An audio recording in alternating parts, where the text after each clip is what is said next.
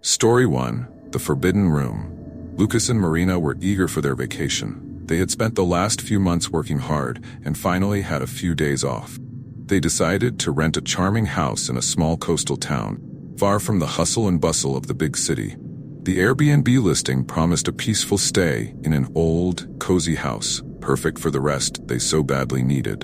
Upon arrival, they were greeted by the host, Mr. Edward, a middle-aged man with a friendly smile, but who seemed to carry a shadow in his eyes. "Welcome. I hope you enjoy your stay. The house is all yours. Just a warning, there's a room on the second floor that must remain locked. Please don't try to open it," he said, handing them the house key. Lucas and Marina exchanged intrigued looks. "Why is the room locked?" Marina asked, trying to sound casual. "It's just a storage room. Nothing interesting inside," Mr. Edward quickly replied. "Anyway, I hope you enjoy the house. If you need anything, I'll be around." With that, the host left them alone. The couple began exploring the house, enchanted by its old architecture and rustic decor. It was exactly what they were looking for. After settling in, they decided to spend the afternoon exploring the town. That night, they returned to the house exhausted but happy. They made a light dinner and prepared for bed. However, while in bed, they began to hear strange noises coming from upstairs. It sounded like something scratching the floor and light tapping on the wall. "Did you hear that?" Lucas asked, sitting up in bed. "Yes, I heard it. Could it just be the old house making noises?" Marina suggested, trying not to sound scared. "Could be, but I think we should check it out," Lucas said, getting up and grabbing a flashlight. They quietly climbed the stairs, the noises getting louder as they approached the second floor. When they reached the hallway, they noticed the sound was coming from the locked room. Lucas tried the doorknob, but it was indeed locked. "We better leave it alone," Marina suggested, feeling a chill. Lucas reluctantly agreed, and they went back to their room. They tried to ignore the sounds and eventually fell asleep, but the curiosity and discomfort about the locked room persisted. The next day, the noises continued. During breakfast, Lucas suggested they should try to open the room. "Maybe Mr. Edward left the key somewhere in the house. We just need to look for it." Marina was hesitant but agreed. They spent the morning searching the house for the key. Finally, they found a small key ring hidden in a kitchen drawer, the key that looked old. "Let's try it," Lucas said, holding the key firmly. They climbed the stairs again, and with trembling hands, Lucas inserted the key into the lock. With a click, the door slowly opened, revealing the room's interior. What they saw inside froze them with fear. The room was full of old toys, covered in dust, and there was a strong smell of mold in the air. But what really scared them was the figure of a child sitting in the middle of the room, its back to the door. The child seemed to be playing with the toys. Something about it didn't seem right. "Who's there?" Lucas called out, voice trembling. The figure of the child stopped moving and slowly turned its head to look at them. The face was pale and lifeless, with empty eyes that seemed to stare right through them. Lucas and Marina were paralyzed with terror. Suddenly, the room door slammed shut behind them, and the child's figure began to slowly approach. "You shouldn't be here," the figure whispered, its voice echoing through the room. Lucas and Marina backed away, trying to open the door again, but it seemed to be locked from the inside. Desperation grew as the child's figure approached. "We need to get out of here," Marina screamed, pulling Lucas toward the window. With a desperate effort, they managed to open the window and jumped into the garden below. They landed on the ground with a dull thud, quickly got up and ran away from the house, not looking back. They found Mr. Edward at the neighboring house where he lived. They told him what had happened, hoping for an explanation. To their surprise, Mr. Edward didn't seem surprised. "I warned you not to open that room," the tone of sadness in his voice. "Many years ago, a tragedy happened in that house. My son Henry died in that room. Since then, his presence still haunts the house." Lucas and Marina were shocked. "But why do you keep renting out the house?" Marina asked. "Because I need the money to maintain my own house," Mr. Edward replied with a guilty look. "I never wanted this to happen, but I can't afford to keep the house closed." The couple decided they couldn't stay another minute in that place.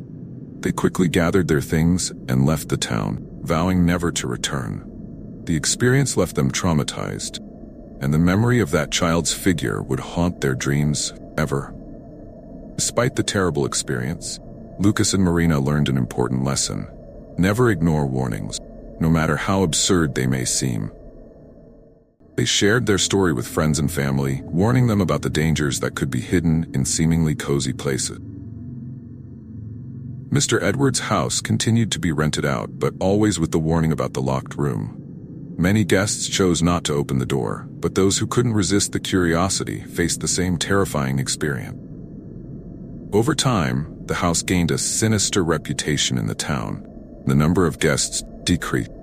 Mr. Edward, now elderly, eventually sold the property, which was eventually demolished to make way for a new development.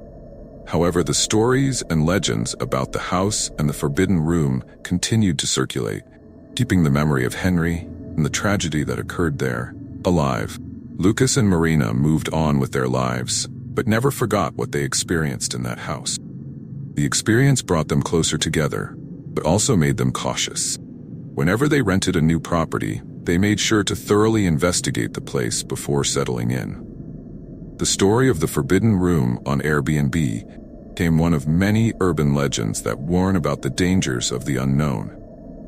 Constant reminder that behind closed doors and friendly smiles, dark and dangerous secrets may be lurking. Story 2. House of Mirrors. The group of friends was excited for a weekend of relaxation and fun. Claire, John, Andrew, and Vanessa had been friends since college, and despite following different paths, always made sure to get together. This time, they decided to rent a modern and luxurious house in a remote area far from the city. The house, advertised on Airbnb, seemed perfect. A contemporary construction with glass walls, a stunning view of the sea, and all the amenities they could desire. They arrived on Friday afternoon, eager to enjoy every minute of the weekend. Upon entering the house, they were impressed with the elegant decor and designer furniture. However, something peculiar caught Claire's attention right away. There were mirrors in every room. Large, small, decorative, functional. There wasn't a single space that didn't reflect their images in some way. "Wow, so many mirrors," exclaimed Vanessa, laughing. "The owner must be a narcissist or something. Or just likes to see themselves from every angle," joked Andrew, placing his bag on the floor. Claire, however, felt a slight discomfort. She had always had a certain aversion to mirrors, especially in excess. But she decided not to spoil the mood and smiled, trying to ignore the strange feeling. First day was peaceful. They enjoyed the pool, had a barbecue, and played cards until late. When night fell, they went to sleep, each in their spacious room, each with a large mirror on the wall. During the night, Claire woke up to a noise, something like a whisper coming from the hallway. She got up, half asleep, and went to investigate. Upon reaching the hallway, she saw nothing unusual. "It must have been my imagination," she thought. She returned to her room, but as she passed the mirror, she had the impression that something moved in the reflection. She stopped and looked closely, but only saw her own reflection, pale in the dim light of the lamp. She decided to go back to bed, trying to convince herself it was just fatigue. The next day, Claire mentioned the incident at breakfast. "I woke up in the middle of the night to a strange noise. Did you hear anything?" John shook his head. "No, I slept like a log." Vanessa laughed. "You always hear things when you're tired, Claire." Andrew, however, frowned. "Now that you mention it, I also heard something strange. Sounded like a whisper." Conversation was quickly forgotten as the day progressed and the friends resumed having fun. However, that night, Claire couldn't stop thinking about the mirrors.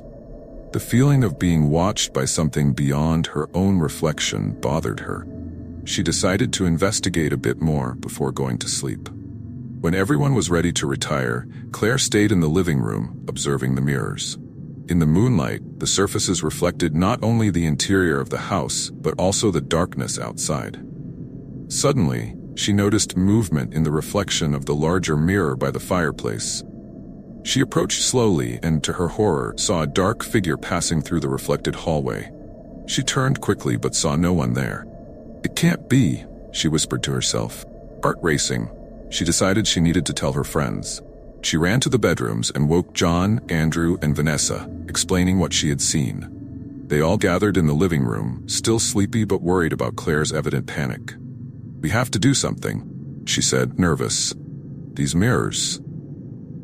Something is wrong with them." John tried to calm her down. "Maybe it's just the light, shadows. We're in a strange house. It's normal to feel like this." "I also saw something strange last night," admitted Andrew, looking cautiously at the mirrors. Vanessa, though skeptical, suggested they cover the mirrors to help Claire feel safer. "Let's cover them and try to sleep. If anything else happens, we can decide what to do tomorrow." They used sheets and towels to cover all the mirrors in the house. The atmosphere became a bit less oppressive, and everyone went back to their rooms. However, Claire remained restless. During the night, everyone was awakened by a scream. They ran to Andrew's room and found him in shock, staring fixedly at the mirror, now uncovered. I saw something," he said, trembling. "A man, in the mirror. He was watching me." The situation was becoming unsustainable. They decided to call the house owner, but couldn't reach him. Unsure of what to do, they decided to leave the house and find a nearby hotel. The next morning, they went to the local police station to report the incident. The officer on duty listened to the story with a serious expression. "You are not the first to complain about this house. We've received strange reports about it for years, but we've never found anything concrete." Claire, John, Andrew, and Vanessa decided to return to the house during the day, accompanied by the officer. When they arrived, they found all the mirrors uncovered again, even those they had covered with sheets and towels. "This is impossible," murmured John. "We covered all of them." The officer began to investigate the house, looking for something that could explain the events. He found a room in the basement, previously locked, full of electronic equipment and monitors. "It looks like someone was watching you," he said, showing the hidden cameras behind the mirrors. The discovery was disturbing. "But how does this explain the figures we saw?" Clara. The officer found an old diary in a corner of the room, full of notes from a man named Dr. Silvio. He had lived in the house years ago and was obsessed with psychological and paranormal experiments, using the mirrors as a way to explore other dimensions. The notes indicated that Dr. Silvio believed he had opened a portal to another dimension, allowing beings from there to observe the real world through the mirrors. "The house is a trap," the officer said. "We need to close this and destroy the mirrors." With the help of local authorities, all the mirrors were removed and destroyed. The house was thoroughly investigated and eventually sealed to prevent future incidents. Claire, John, Andrew, and Vanessa returned to their lives, but the experience left them marked. Claire decided to write a book about what happened, warning others about the dangers of seemingly perfect places. The book became a bestseller, and she received numerous reports from other people who had gone through similar experiences. The House of Mirrors became an urban legend, a warning about the dangers of the unknown and what might be lurking on the other side of the glass. And so, the second story of Horror Stories Airbnb Encounters comes to an end. Each tale reveals the depths of the unknown and the courage of those who face their fears. Prepare yourself, for the next story will be equally disturbing and revealing. Story 3. The Invisible Host. Clara, a suspense novel writer, desperately needed a quiet place to finish her latest book. The pressures from the publisher, combined with the incessant noise of the city, were affecting her creativity. She decided to rent an isolated cabin in the forest through Airbnb, hoping to find the peace and inspiration she needed. The cabin seemed perfect. Surrounded by tall trees and a serene lake, it was the ideal retreat to disconnect from the world. Clara arrived at the location on a sunny afternoon, marveling at the natural beauty around her. The cabin was rustic but well-maintained, with a charming porch and a cozy fireplace. Upon entering, she found a welcome note from the host, Mr. Smith, which read, "Welcome, Clara. I hope you enjoy your stay. Feel free to explore the property, but please respect the nature around you. I will be available for any needs." Clara quickly settled in and began working on her book. For the first few days, everything seemed perfect.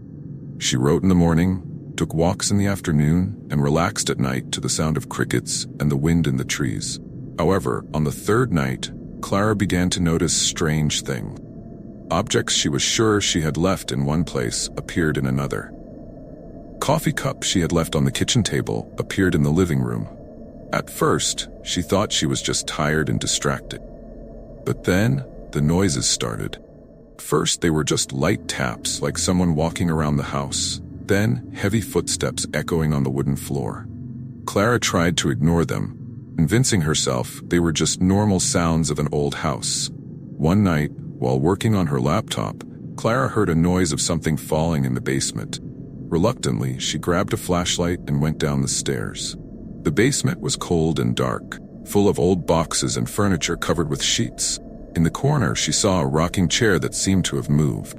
The air was chilly, and she felt a shiver run down her spine. "It must be just my imagination," she murmured to herself, returning upstairs. However, the strange occurrences continued.